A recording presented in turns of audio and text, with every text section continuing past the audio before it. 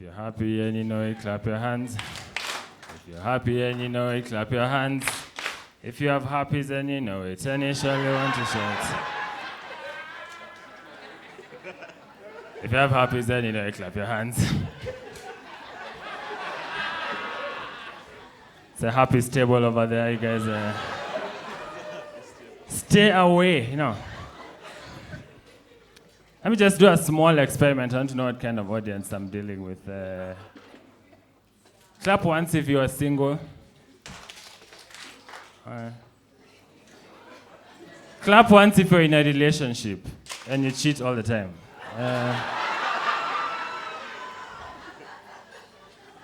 And you see where that happiness comes from. How are you guys doing? My name is Maina Murumba. I'm happy to be here.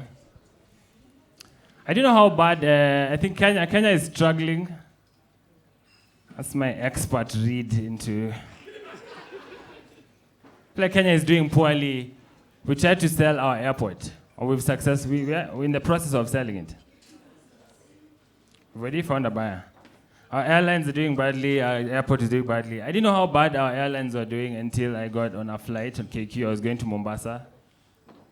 And the pilot was like, cheki zima tuende offline. Imekuonyesha ngapi hapo? Inasema ngapi? Hiyo ndege nilinunua na loan.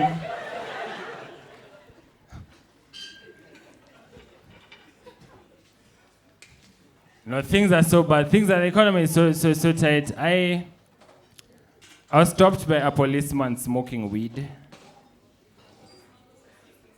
And I didn't have money to bribe him, so I just had to let him smoke some of that weed. But I had to convince him it's very good, sir. Check it ni foreign. Mwenye alinizia hii yako anangoja life in prison. No, but I do like weed actually.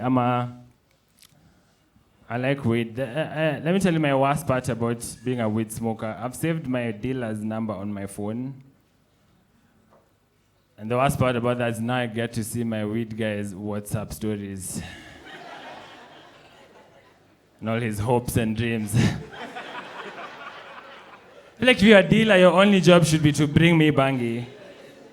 All this happy birthday, my princess business is not what I'm trying to hear from my dealer, you know. I don't like any excuses from dealers, you know. I feel like they use their personal lives to just make it harder for them to bring you weed, you know. I was trying to get weed the other day and the dealer was like, I'm at my mom's funeral. I was like, check, Inaisha Sangapi, Inaisha. I said, I knew I'm an addict. I feel like, you know how else you can know you're an addict? It's how you know you're an addict.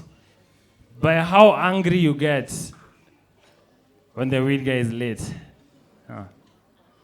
Anytime the weed guy is late, I get so angry. I'm like, check it, kama una passion ya kuuza bangi. Sijui nani anakulazimisha ukue kwa hii biashara.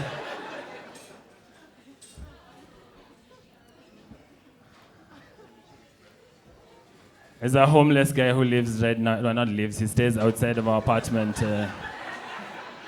He hangs out. But he's actually a nice guy. Guys are very friendly to him, and guys like to give him money. And I didn't have money to give him today, so I gave him some edibles. And I haven't seen him since. I think I've cured homelessness. I'm proud of my achievements. I've been struggling to get a job. I feel like I'm struggling to get a job because I'm lying too much on my CVs, you know. You guys lie in your CVs. I think I'm over-lying in my CVs and employers are, you know, they're not having it. And for an interview the other day, they were going through my CV, they're like, okay, it says here you worked on Joe Biden's campaign.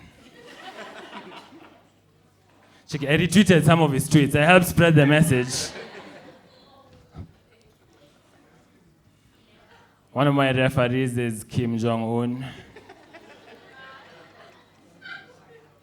It's hard for HR people to contact him.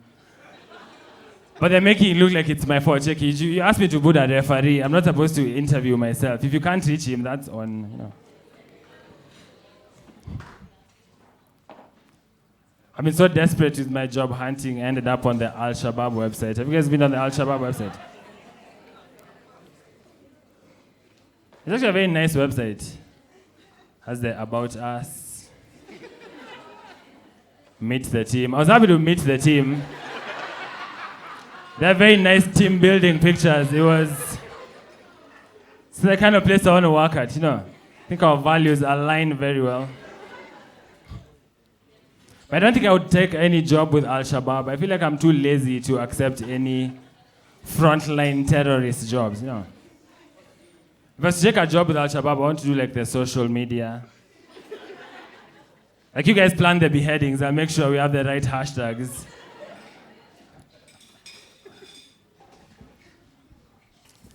I like Al-Shabaab.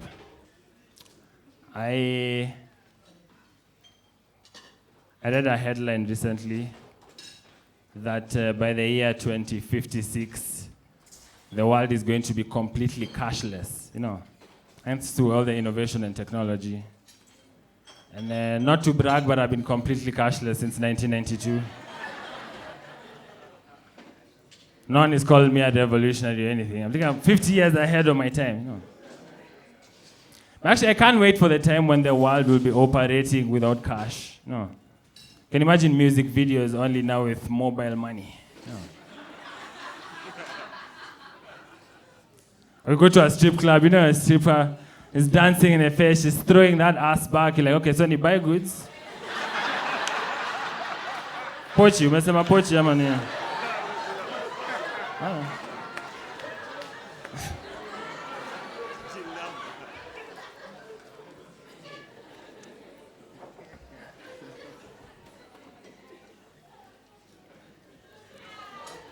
Thanks. I'm trying to be more God-fearing. Actually, that's not true. I'm trying to impress a girl who says she likes guys who are God-fearing. But actually, I didn't know how... the whole concept of being God-fearing doesn't make sense to me, Because God is supposed to be your friend. Someone you can talk to when you're going through stuff, Except Allah. Allah is a scary God. That one I'm afraid. Actually, I pray to God every time, please protect me from the terrorizing hands of Allah. But I have a favorite God. Can I tell you guys who my favorite God is? My favorite God is Buddha, I like Buddha. He's chill. And he's fat. I can trust a God who is fat. Because even if Buddha is angry at you, all you just need to do is jog slowly away from him.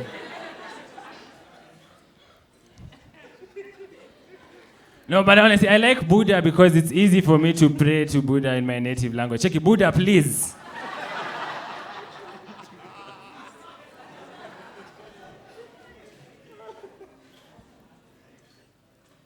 I turned 30 recently. Like 2 years ago. I like being 30, but I got the is it quarter life crisis or third life crisis? So I can't help myself but compare myself with other 30-year-olds, Like Jesus. I feel like I'm better than Jesus in a few things. First of all, I have more clothes than Jesus. I fuck more bitches than Jesus. I fuck 2 bitches. But let me tell you one of the things that I'm trying to confront as I'm getting older. One of my biggest fears, I have a very big fear of death. Because nobody knows how they're going to die or when they're going to die. That's scary to me. Because you can wake up one day, you wake up early, you make your bed, you have breakfast, you wash dishes, you go to work, then you die. Like, fuck, why did I wash dishes? I should have just left. I should have soaked these things. I should have left them for my brother. My brother has his whole life ahead of him. Now I'm in heaven with wrinkly hands. God doesn't even want to.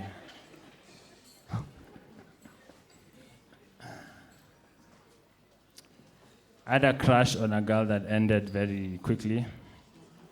Can I tell you a story? I was, I was at a house party with a girl I was really into, and she was hosting a bunch of the people from the neighborhood. And then we were just watching a movie, having a good time. And then she excused herself to go to the bathroom. And she goes to the bathroom, then she comes back. We are continuing to watch the party, to watch the movie. So we're having a good time. And then I go to the bathroom after her. And I find the biggest floater on planet Earth. But now I can't leave the bathroom because no one will believe it's not mine. So I'm trapped in this toilet trying to dissolve this solid block of shade, I tried everything. I even showered to buy time for it to dissolve. I was mixing everything, all the Harpics and, But I was pissed. At the end of the day, like after 45 minutes, I successfully flushed. But now I was angry. I was in a mood. Going back to the party, I didn't want to hear any stories from her, Because she was still trying to keep the party going, It's like, maybe we should watch Titanic. Like, you just like things that float. You just like big things that float. I thought that was a better joke than... I had more hopes in that joke, only. Sometimes you write a joke and you leave a space for when the crowd is laughing. You guys let me down a bit. Do you guys like impressions? Let me do 2 impressions. You'll tell me what you think. This is an impression of a boxer taking pictures. Boxer taking pictures. So this is a boxer taking pictures after he's won a fight.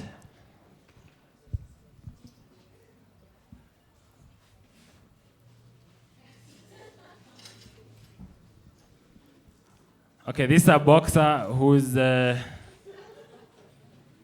just witnessed the birth of his firstborn son.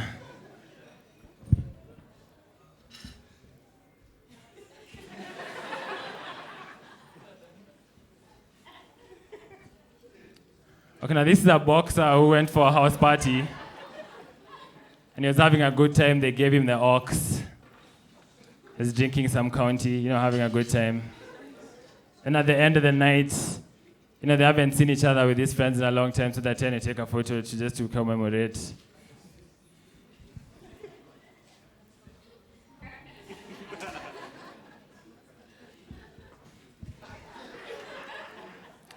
That's a very 50-50 joke, I think. Okay, I have one more impression. Can I do one more impression?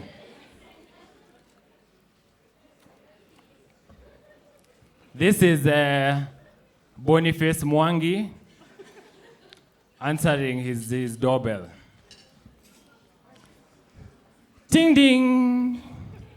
No, it's already open. Come here. Oh, no. Stop! And guys, thank you. That was my time. My name is Maina Murumba.